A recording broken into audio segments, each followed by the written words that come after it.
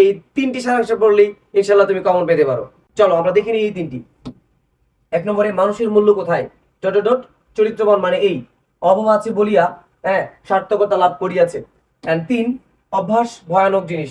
এই তিনটাই সমান গুরুত্বপূর্ণ। সারাংশের জন্য আমি আরো 1-2টি তোমার আলাদা রাখছি, যেন তোমরা একটু দেখে যাও। আমি বারবার বলছি প্রতিটার জন্য আমি 1-2টি করে ঝুঁকি মুক্ত থাকার জন্য রেখে দিয়েছি, সেগুলো তোমরা পড়বে।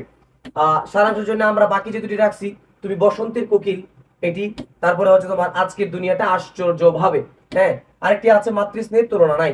এগুলো একটু তুমি দেখে যাবে। আমরা এবার সারমর্ম দেখি। সারমর্ম কিন্তু 3টি না, সারমর্ম আমি 4টি রাখছি। এই 4টি পড়লেই ইনশাল্লাহ তোমরা একটি কমন পাবে। চলো সেই 4টি আমরা দেখি। 1 নম্বরে হচ্ছে বসুমতী কেন তুমি এতই কৃপণা, কত খোরাখুরি করে পায় শস্য খনা, এটি। আর দ্বিতীয়টি হচ্ছে দৈন্য যদি আসে আসুক, লজ্জা কিবা তাহে মাথা উঁচু রাখিস।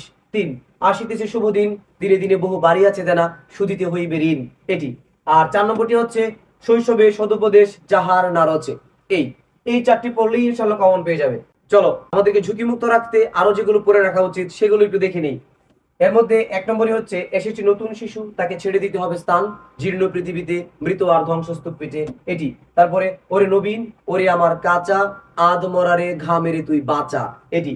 তারপরে হচ্ছে নিন্দুকেরে বাসি আমি সবার চেয়ে ভালো, যুগ জনমের বন্ধু আমার আধার ঘরের আলো। এগুলো তোমরা পড়ে রাখবে, ইনশাল্লাহ এর মধ্য থেকেই চলে আসবে। সারাংশ সারমর্মের ক্ষেত্রে আমি একটি বিষয় তোমাদেরকে বলে দেই, অনেকেই যেটা করো সারাংশ সারমর্ম এমনকি প্রবন্ধ ছাড়া আমাদের প্রতিরাতে যদি 10 নম্বর করে তোমরা একটু বড় করে লিখে ফেলো। অনেকেই দেখা যায় যে সারাংশ সারমর্ম লিখতে গিয়ে 1 পৃষ্ঠা পর্যন্ত লিখে ফেলে। এটার নাম সার অংশ, এটার নাম সার মর্ম। তুমি সারাংশ সারমর্ম লিখতে গিয়ে সার বিশ্লেষণ লিখে দিলে নম্বর পাবে না। তোমাকে যেটা করতে হবে অবশ্যই 3 থেকে সর্বোচ্চ 4 বাক্যে সারাংশ সারমর্ম লিখতে হবে। সর্বোচ্চ 3 থেকে 4, এর বেশি যদি তুমি লিখো তাহলে নম্বর পাবে না। মানে বেশি লিখতে গিয়ে এখানে আসলে কোনো ক্রেডিট নেই, বরং কম কথাই এগুলো বোঝানোটাই হচ্ছে আসল। নামই তো আসল কথা, সার কথা, তাহলে তুমি এটা বিশ্লেষণ লিখতে পারো না। এই বিষয়টা অবশ্যই মাথায় রাখবে।